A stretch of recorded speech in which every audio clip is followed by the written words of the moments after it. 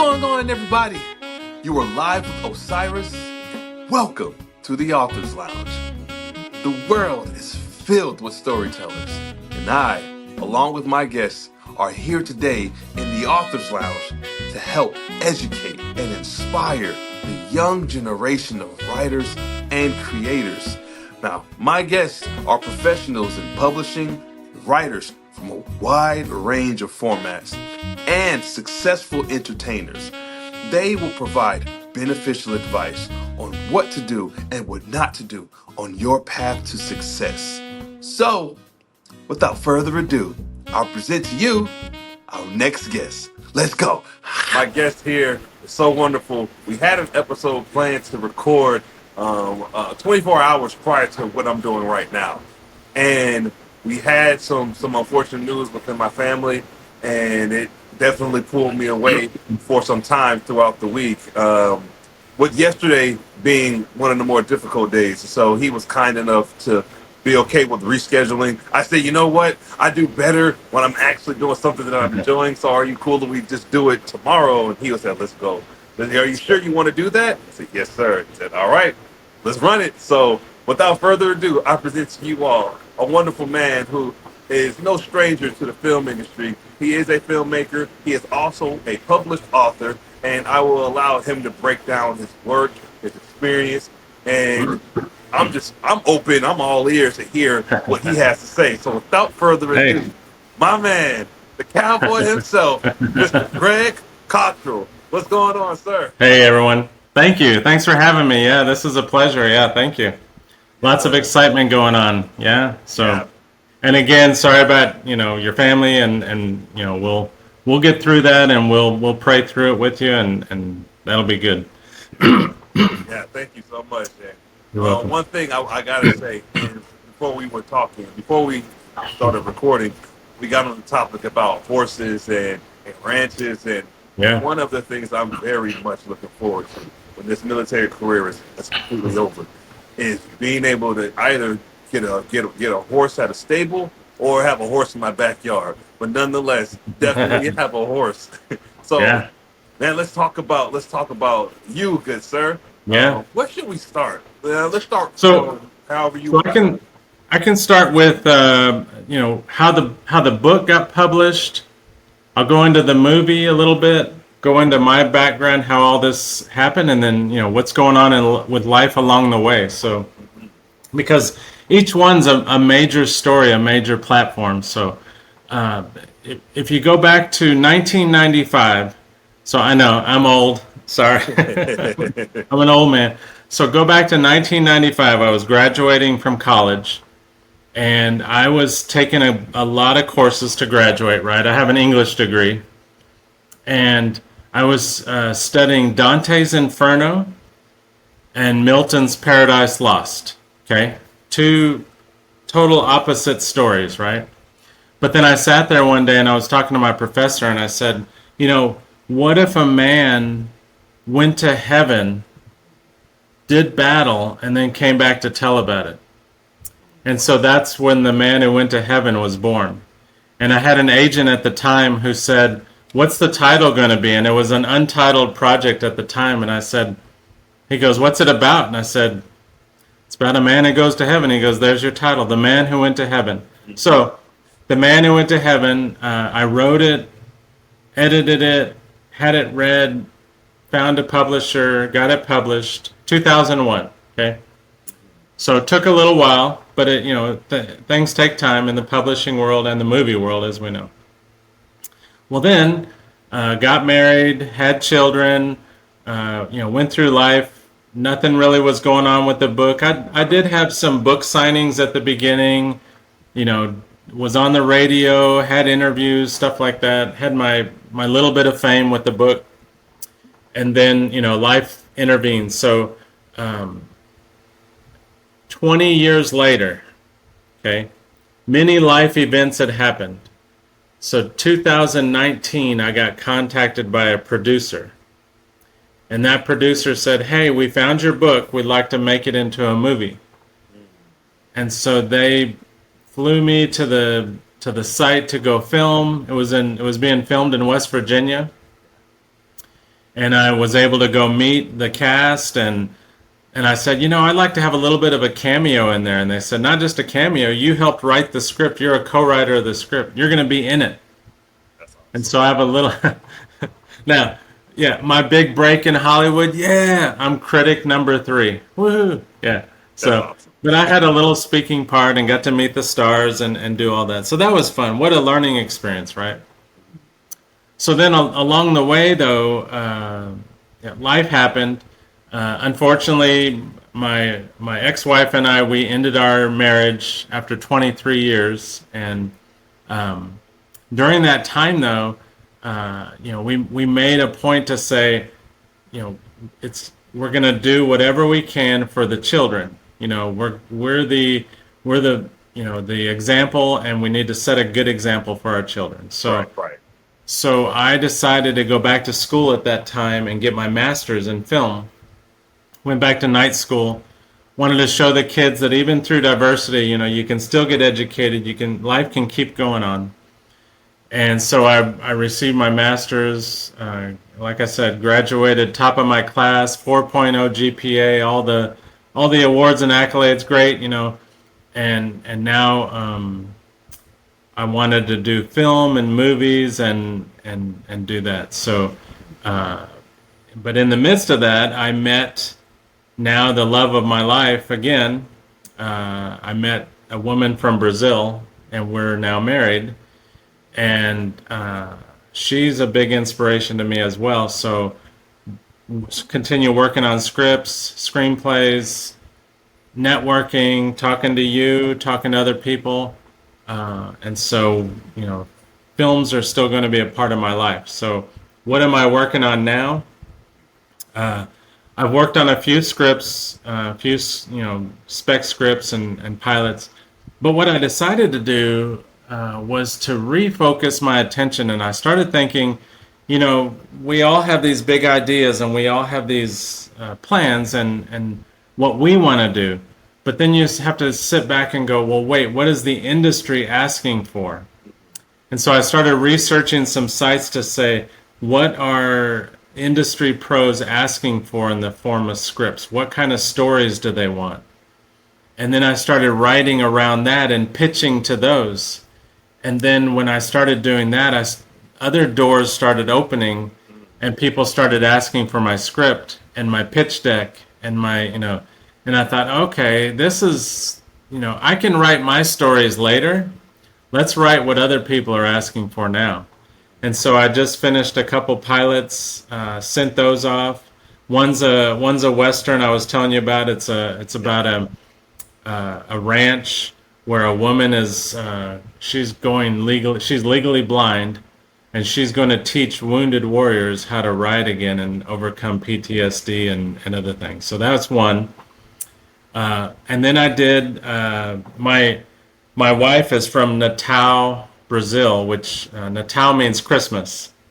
Okay, it translates to Christmas, and it was founded December 25th.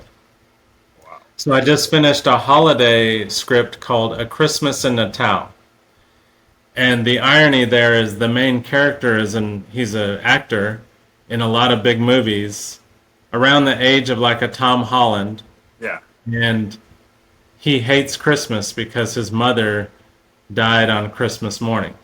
Wow. And now he has to go to Natal, which means Christmas, and be there for his sister who has cancer. So that's a script I just did. It's a holiday movie, but yeah. So I'm still writing, still doing things, trying to, like I said, network, get with people, talk to you, and live my best life. That's what I'm trying to do. That's life, man. First of all, thank you for sharing so much of the Yeah. information, a lot of your personal information from your previous relationship and on to your current one, and school and work. And it sounds like at the core of everything that you've always had that creative niche to you. But it goes to show you just how smart of a man you are, right? Because of you not only decided to go and write, but you wrote in what was necessary to get your foot into the door, so that way you can do what you want to do with your own stories at a designated time. But as of Yep. right now, you allow your skills in which you are proficient at to get you more opportunities. And man, that story, there's a multitude of ways I want to go. But the story of Christmas, how it intertwines with Christmas, and how it also intertwines with family, tragic, but Yeah. pain and healing simultaneously Yeah. on a holiday that is universally recognized as a happy Right. day, and not to detract from saying that it's not happy, because people who have cancer, that's not me at all saying that whoever has cancer is a sad moment. I think, including my wife, who's a cancer survivor, Uh, she, from what I remember clearly, is that her main focus, and I would imagine this focus to be many other people who have cancer, to be, don't treat me like I have cancer. Let's treat it in a way where I want to keep living my life. Yep, this is the battle that we're going through, but at the same time, let's keep living, let's keep enjoying it, because I don't want to be in a down mood. The person with the right. cancer, Right. and so in that aspect, the main character going to go help his sister very much is bonded through love, and it sounds, I cannot wait for that one. So, Yeah. but Yeah. let's see. Of course. So one of my question is, let's see, back to your film, right? The 20-year masterpiece from novel to the silver screen. So when you were on set, for those who are not able to actually like see this video and they're hearing it, who are some of the people that starred in that movie that you were able to meet? Yeah, it's real interesting. So you have to think back, 2019. So COVID was still going on, right? So we were still in the throes of masks and hand sanitizer and all that, right? So, so when they flew me to West Virginia, hang on one second. Sorry, No worries. allergies, right? Yeah. So they flew me to West Virginia, and I didn't know who all I was going to meet, because I knew that I was going to the set, but it was like the final part of shooting. They were going to shoot it at a church. And they said, bring your suit, bring it, just to change your clothes, be ready. So day one, they came to pick me up at the hotel and said, we're going to the church. And when I got there were all these people, just extras. And they said I met this woman right away. She came up and greeted me, and she said, all these people are here for your movie to be extras in it. I was like, oh my goodness, right? Amazing, right? Amazing right there.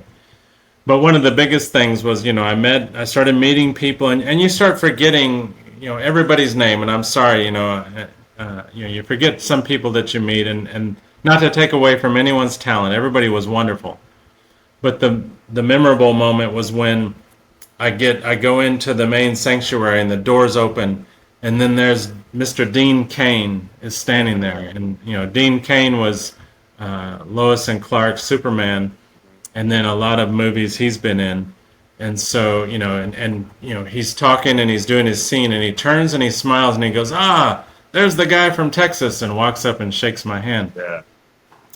And then what I did, and this is just for people, common courtesy, right? Just for people in general, just to give some advice. So one thing I did was I made a point not to have my phone out the whole time, trying to record every moment.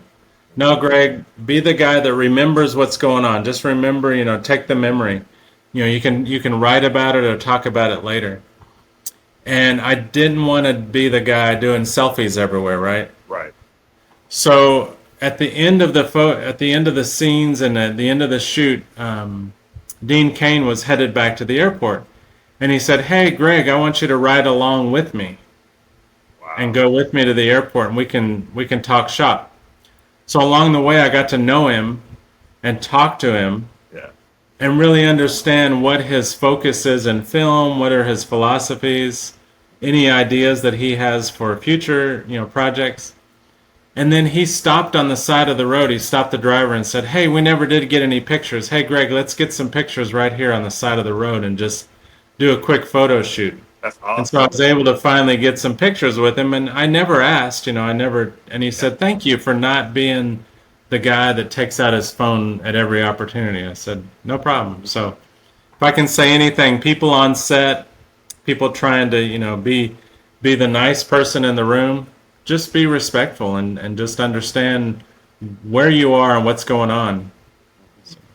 That's such wonderful advice. And the story that, you know what? Let me invite you. Let's go ahead and have some fun. He took Yeah. note almost immediately because there's a sheer difference between you being someone that is obviously being a fan and not necessarily respecting boundaries, and then someone who views themselves as a contemporary and or an equal, maybe not an equal in terms of like stardom, but hey, you're a person, I'm a person. There's no need for me to lose my mind, even though deep down I might be losing my mind. I don't want to actually show it. Right. I want to keep a level head, keep a level mind. And you're absolutely correct, Greg, man. And the idea that people pull out their phones at any given moment. Yeah. And you reminded me, I went to this event recently, and I'm not sure if you're a wrestling fan. I grew up watching professional wrestling, and my all-time favorite wrestler, his name is Bret Hart. And Yeah. Bret Hart was somebody who I never thought would be someone that I would see, and the Super Mario voice actor as well, from the '90s all the way up to like 2023. And I had an opportunity to see Bret Hart because he was at this convention, but I didn't get to talk to him. I didn't go around and start taking all these photos of him. I took a Yeah. couple of pictures from a distance just so I can show my family who lives in Germany, look who I got to see in person. But when I got to meet the Super Mario voice actor, the legendary one, I forgot his name. Forgive me for that, but That's right. I was in that same mindset of, nope, I'm not going to record anything. I'm just going to live in the moment. And they are taking pictures, cool, which they were. Yeah. But I was there just living in the moment, just told him how much I appreciated what he's done and what he's provided to the planet, and how he's helped my family through many times and helped be the voice of my memories. So I know I'm with you on that, man. And Yeah. the lesson in that is just like you said, just keep your phone away, like Right. by all means. Another thing I wanted to ask is, what was that feeling like when you got the phone call about a book you had published many years ago, and they said, "Hey, we found your book." How did that Yeah. even come to be? Yeah. Yeah. So it's real interesting that I remember when I first wrote the book, a lot of people that read it would say, "Man, this would be a great movie," and you hear that quite a bit sometimes when people say, "Oh, that'll be a great movie. That's a great idea." But then how do you convert that to a movie, right? Right. So I prayed about it. I would talk about it and say, man, this would be a great movie, but didn't know how to even get it there. Yeah. And when it finally happened, 20 years later, you're like, on one hand, you say, "Of course, God, was your plan all along, right?"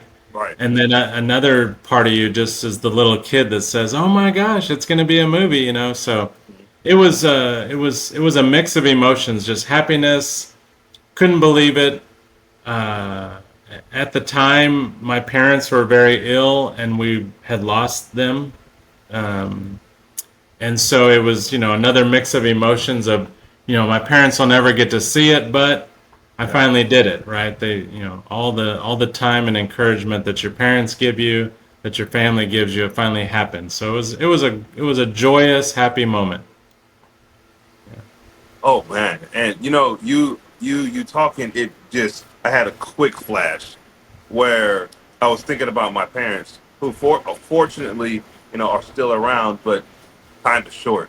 Time is Yeah, is really short, and you just you begin to like value certain things and people even more. Sometimes even after they passed away.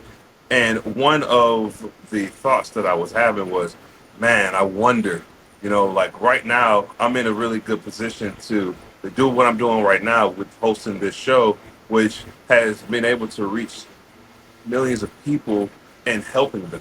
And I think ultimately it's all about, what do you have that God gave you that you can offer the world in great abundance, whether that's just locally within your city or across the country or across the planet. And we are in a unique time where technology is everywhere. And as long as you understand how to utilize your talents and your skills with the technology, and you also know how to connect with people, I think the reach is limitless. But I do sometimes wonder, like, man, I wonder, when I get to a certain point, I guess whatever that point is, will my family be around to see it? And so, yeah, it's just one of those thoughts, But one of the other things I wanted to ask you, and follow up with that was, as a writer, right? Never mind as like the actors or people who are filming, but as a writer, when you hear people saying your story, the words you wrote, you say it, not never mind your Yeah. name on a credit, but people actually Yeah. saying your lines from your Yeah. story. Like, what does that feel like for you? Yeah, and that's part of it. It's so amazing. So you hit on it. That's one of the experiences I had was, so in my part for the film, I'm sitting in the church up on stage. You can, and if you ever watch the film, and a quick plug, it's on Tubi for free. The Man Who Went to Heaven. So I'm sitting there getting ready to deliver my one little line, right? And I'm hearing the other actors say the words, sometimes word for word out of the book. You start to kind of, or for me, I'm floating. I'm like having an out of body experience because it's stuff you wrote 2001, a long time ago. And then you've reread the book, then you wrote the script to match the book. And like you said, you're hearing that.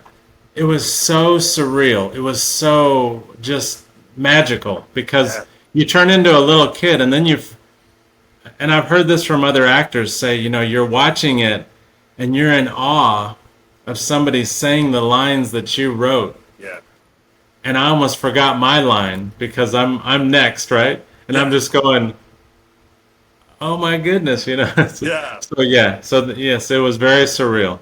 That's awesome. And Yeah.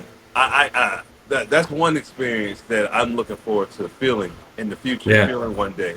And yeah, I think I'm gonna come back and watch and listen to our conversation like in the future and just Yeah. remember, like, man, like I remember Greg and I had this talk about these feelings, and I'm sure Yeah. it's a feeling that never gets old. It When doesn't. And yeah, and the minute you talk about it, you're like right there again. It's yeah, it's like you're in the room again watching it. Yeah. no, for sure. Now, It when was you fun. published that book, right, it was the time period versus publishing books now was so much different. Back then, there was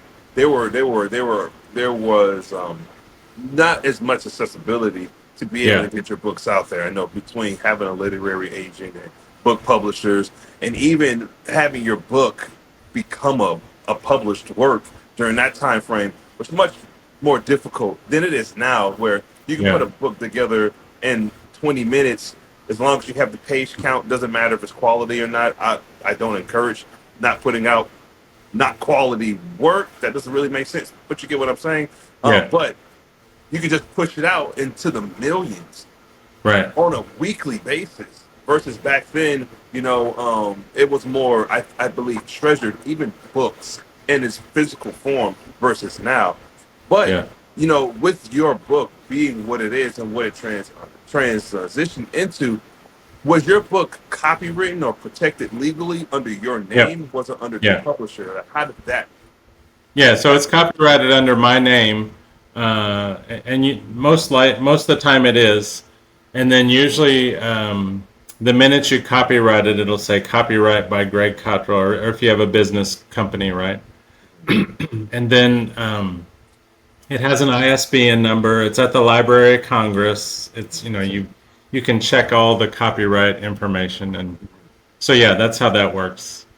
No, and did you know? Because some people, and maybe this is the time difference, right? Because people now they just push it out, Yeah, but your stuff was actually like legally copywritten. yeah, And yeah, was that a thing back then, where in order to have a book, well, let me rephrase this, because a lot of the books were under publishing houses, yep, but you were were wise and well beyond your years, likely to know that no, I'm going to have this completely under me, because some authors back then, um, were okay with their work belonging 100% to the publishing house. So what Yeah. about you then made you say, and I don't mean to go back in time, but it holds prevalence to today, of the importance of protecting yourself legally. But what Right. about that time made you say, you know what, regardless if this turns into a movie or not, I'm protecting myself all around.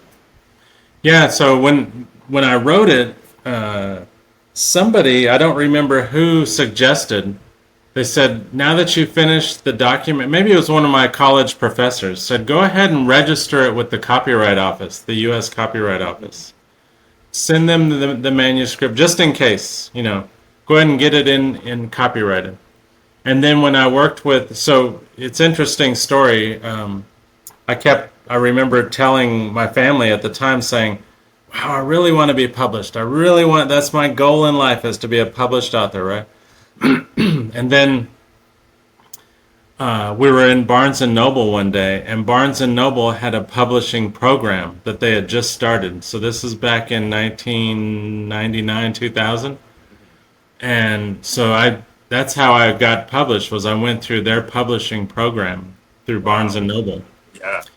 And my book was already copyrighted, but when they went through the whole process, they just kept the copyright in my name. So, yeah.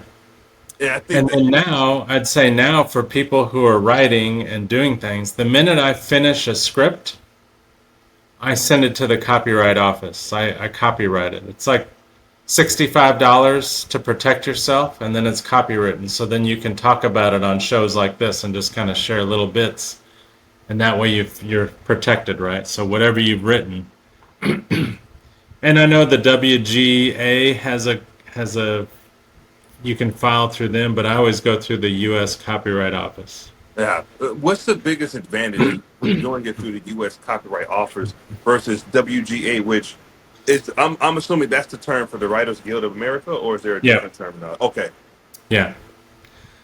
I don't know the big advantage. That's all I've ever known, is go through the government, because it's registered with the with the Library of Congress, and you get a form back that's an official form saying, here's your copyright number, and then you can put that on your scripts. And then I've noticed a lot of places that you submit to ask, how is this protected?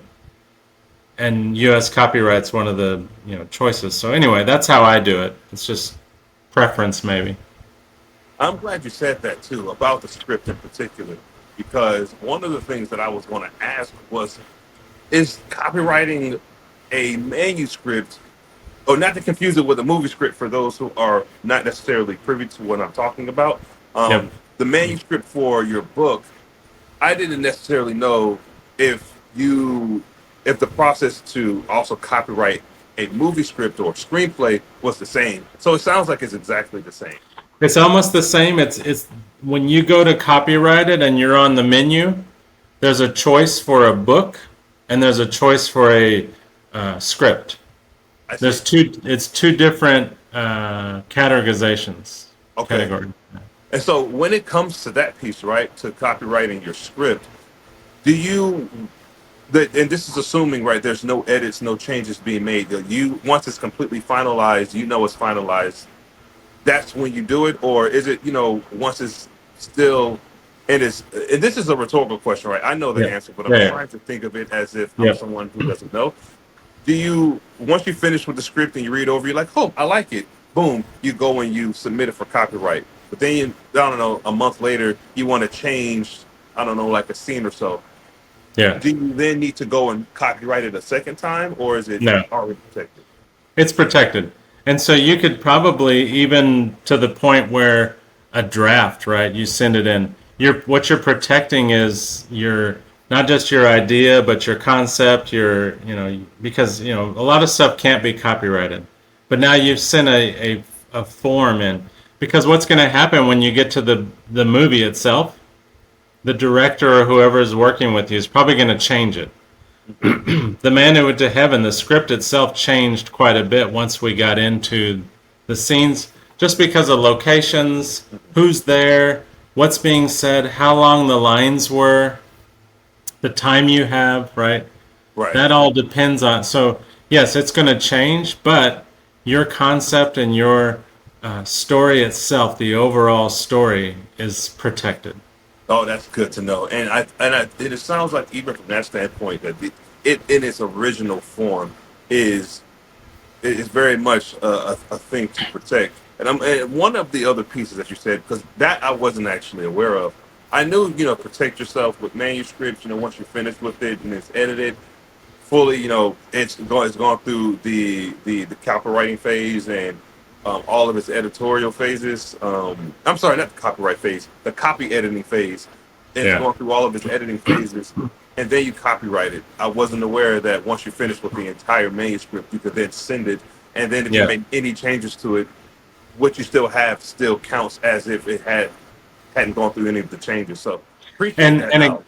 I'm not an attorney. I'm not giving legal advice here. So, Oh but I'm just yes, let. But for what from my experience, that's what I had learned was that you could do that, and okay, then also protect yourself with non-disclosure agreements, right? So any early stages before you copyright it, before you do anything, and you're talking with somebody about your idea, because we've all done an idea, a pitch. Hey, what do you think about this? What do you think about that?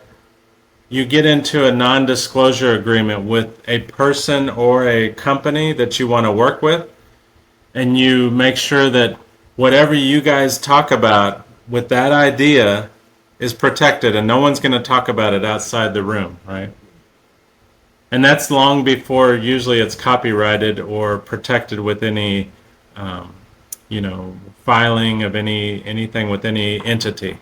I see. And so, how do NDAs work, right? So, do you say like, say I have an idea of, I don't Yeah, know, anything, the color behind me is green, and I'm like, I love this. I love the yeah, idea of this curtain, this green curtain. yeah. I think I can make a horror movie out of it.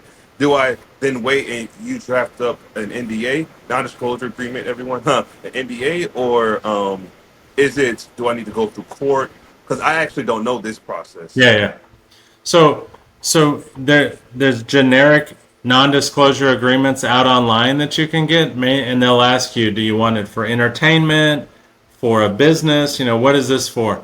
And you try to find an entertainment one. Usually, someone on LinkedIn that you know in your connections can probably send you a boiler template, that says here's a standard NDA. The language in it usually basically says, I, Greg Cottrell, and you, Osiris, we're going to agree not to discuss this with anybody else except our parties, right? And if you do, then you're governed by your state, and we could take it before an arbitrator to say, no, Osiris went and told everyone our idea, he went out and talked about it.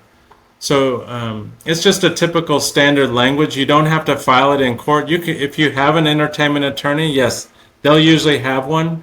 They can work with you to get one, and then you send it to them, or you just keep it. And then if anything goes south with your, you're on Netflix one day and your movie idea all of a sudden pops up on another platform, and you're like, hey, wait a minute, I didn't tell anybody else about that idea, and then you can go back to your NDA and say, no, Osiris signed this on this date and present it to an entertainment attorney to help you. Yep. Right. Yeah. Okay, so it's thank you for that knowledge as well. You're stepping into two different fields. Like I'm well versed in the publishing industry, but getting my Yeah. feet wet back into the entertainment side, specifically as the writer, and this at least as of right now, getting this knowledge is helpful. And sometimes when I have guests on the show and they talk about their experiences, I take note, but very rarely have I asked questions specifically for my own benefit as well. And so Yeah. this is one of those occurrences where I'm sure it's helpful for people listening, but it's also at a great benefit for me since this is also something that I want to do. Because once I'm Yeah. finished, and I'm not waiting per se until I'm finished with the military to do this, one of the things I encourage people of any profession to do, especially if they are in a profession in which they don't feel satisfied, is to do something on the side that brings fulfillment that Yeah. maybe you can turn into something lucrative. So I know I got you for over 30 minutes, and I'll ask you maybe like one to three more questions, and then kind of let you on your way, good sir. But Okay. earlier on, one of the things you had mentioned was networking and building the connection in that regards. So for you, where do you mostly go for your connections? Either Yeah. via social media or in person or a mixture of both? Or how does that work for you? It's a mixture. So back when LinkedIn was first coming around, I used LinkedIn quite a bit. I've lived dual life. So I used to be in the IT field. I was in IT for 20 plus years, right? So I built a huge network of IT professionals on LinkedIn. Well, then as I started to write, it started to blend, right? I started hitting the 5,000 people that I was connected with. Now, uh, one of the things I would say on LinkedIn was if I did connect with somebody, I tried to make it personal and tried to say a little message like, "Hey, thanks for connecting with me. My name's Greg. If I can ever, help you or do anything, try to be, the personable person." Well, then sometimes those connections grew to 5,000 people. Well, it's hard to write a message to 5,000, and then you Yeah. forget and you get time. So that was one. LinkedIn's a big networking area. Plus, it's a professional platform, right? You try to keep the politics and everything else out of it. Then now I use Instagram a lot too. So set up the Instagram account, and that's been working well. It's organic. I don't promote Instagram that much. I now have an assistant who's going to be helping me, but I didn't promote Instagram that much, and organically I grew to, I don't know, I think I'm up to 1,200 people have requested to connect with me or follow Yeah. me, and I didn't reach out to these people. It's just been organic. So that could be a good platform to use eventually. Put all the book links out there and everything. So we're working on that. I tried to stay away from some of the other platforms. It just didn't work for me personally. I know a lot of people used, Twitter and X and other things like that. It just didn't work for me, and I kept getting blocked, and it just, I don't know what was going on, but I was like on some list where every time I'd try something, it would say, "You've reached a limit and you're blocked." So I just kind of gave up on that. So my two platforms right now are LinkedIn, Instagram. I use a little bit of Facebook, but mainly for family Yeah. and personal. Um, but yeah, as far as networking goes, though, and then in person, right? Like this, how can I talk to more people? How can I reach more? So podcasts are becoming, a big thing. Um, I think more networking events with some of the other projects I was on early on in February and March.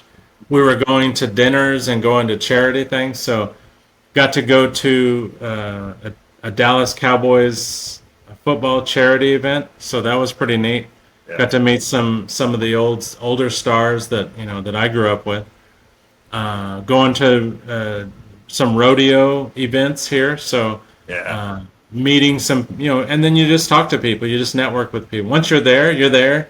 Mhm. Introduce yourself. Hey, I'm Greg, and or whoever, and just start talking. And what do you do? And how are you involved in this? And what's your role? Yeah. So all that, all the combination. Yeah. I have to say, I am very much excited to come to the state of Texas. I can't Come wait. on. I can't Yeah. wait. Yeah. Well, I'm certainly going to make my way. I know we spoke beforehand about it, Yeah. but like even if you hadn't made that generous gesture, I still would have wanted to connect and kind of and get familiar with the state. Granted, I'll be in an area that's like 4 or 5 hours away, but it's not a long drive at all. No. With two people, my wife and I like rotating every couple Yeah. of hours. Yeah. But you are right on the money regarding social media. And not that I'm telling you you're right or wrong by any stretch of the imagination, but like also in my experience, what I learned, see, I stayed away from social media for many years. Mm. Even when I was starting my independent book publishing company, and running an indie house and not having social media in a time where social media drives sales and drives people to your product, I was just against the idea. I didn't. I used to use social media when I was younger. Like in my, I think I stopped using it in like my late 20s. I'm 36 now, but I couldn't. I said, you know what? It's just a lot of issues with this, and even in seeing it pop up and registering in my brain, it Mm. can mess with me. and I just didn't want anything negative in my mind or anything that I perceived to be negative, even though the people who I had on there weren't negative people. But the posts that came in the early stages of those algorithms turned out to just be things that I just didn't want to see, from politics to religion being questioned and people saying X, Y, and Z about X, Y, and Z. And it was just a mess. I said, I'm out. But it wasn't until late November, my wife, she convinced me. She said, I think you should. She had, to be fair, she had suggested I go back to it for business for a long time. And it wasn't until like late November I decided I think I'm going to try with Instagram. And I just started putting out things with my books, and I was promoting my authors at the time. But this year in January, when I started to do my show, the Authors Lounge, that's when I had a sense of a direction of who I can touch and who I can help people. But then I Yeah. started to learn that Instagram and X work completely different. And then I don't know what it was. I went over to LinkedIn. I just it was because of my first guest, Jenny Grossenbacher, and she had a LinkedIn account, and I just wanted to have her links in the description of the video. And so I went Mm. there. I didn't have anybody. I didn't even know what I was doing. I added her, and she does. So she sent me some, sent me some good love, some good info, and then I just figured the rest out. And I learned that this place, LinkedIn has been by far, for me, probably the bread and butter of this, because I get to meet interesting people such as yourself, and to do business and talk to and form these relationships with, that has nothing to do with politics, has nothing to do with we're trying to make money. We're just, everyone's trying to help each other. So it's a really good Yeah. community of people we found. So sorry, I kind of went on a little bit of a No, tangent. I agree. I totally agree. And that's what I found Yeah, was no, was for sure. LinkedIn has helped a lot. And like you said, meeting some interesting people. People use it as a business platform. There's more business connections to make there. Instagram at times is good, and I've enjoyed it.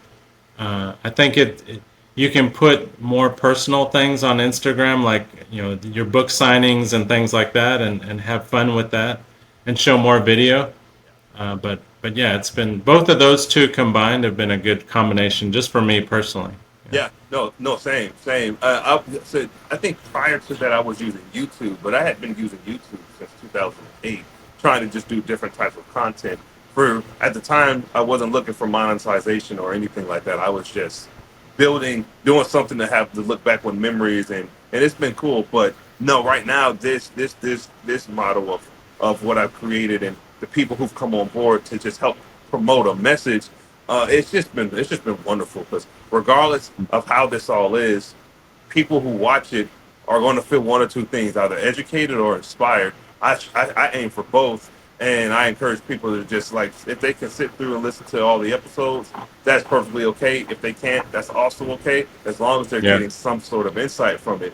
And I think at the end of it all, it's a matter of what can you provide to the people. So then my last question for you, Greg, before I let you go, is what advice do you have for writers or creators that is wants to get their foot into the door, whether that is in the publishing world or in the entertainment industry?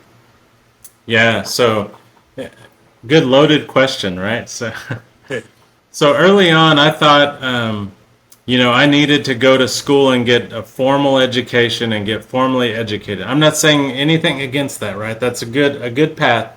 And to have a degree, it's opened a lot of doors for me. I have an English degree, but I went into the IT field, and that even opened doors, and now I have a master's, so that's opened more doors. But what I would say is, like we said, network. Ask other people. Don't be afraid to ask, how are you doing it? How is it working for you? Because I think that's the biggest thing right now is there's a gap in some of the education of, okay, how do I write a script? And a lot of people say, oh, go just read scripts. Well, yes, that teaches you, but it doesn't teach you the elements of the script and how to position those pieces, right? Right. I would say, look up people who have written scripts and read their books on how to write a good script or format it the right way. And then I would say, don't stop. There's going to be no's around every corner. No, we're sorry. that doesn't mean that's the end of your story. That means that's just someone who didn't appreciate it or wasn't on their list at that moment. It could mean you come back to them later. It's like I said, I'm not recommending everyone wait 20 years to get your movie made, but it took 20 years to get, it's like, but it's made. I mean, 20 years is 20 years. Yes, it took a while, but it's made, right? I have a film that everyone can go watch at any time, and it's out there, right? So the other bit of advice I would say is, again, never give up. Don't stop. Sometimes you're the closest to getting what you need and where you want to be, and you give up, and it's like right there, right? There could be that one person that you need to talk to that is waiting for you to call them and said, hey, your name came up the other day. I don't know how many times I've heard that is, oh, someone was mentioning you the other day. It's like, wow, people are talking about us, whether we know it or not. And hopefully in a good, positive way. But, sometimes people are waiting for you to ask them, hey, can I work with you? Can we partner? And then that just opens another door, right? So. Yes, sir. Yes, sir. You just have to keep moving forward. You really can't. You can't stop. I don't want to misquote it. Thank you. That was beautifully said. And it just, of course, you have to just bear the beat down or bear the stamina or the endurance, however you want to verbalize it. You just have to stay on it and keep going. Even if you stop, you got to find a way to get back on track and move in an upward position in order to achieve what you're trying to achieve. And I think that's the biggest lesson I've learned in any of this. I was pursuing a career in the entertainment industry back in 2007 when I graduated high school. And I went to some convention where I ended up seeing actors and models, not professional actors, but people who wanted to be actors, people who wanted to be models back in 2007.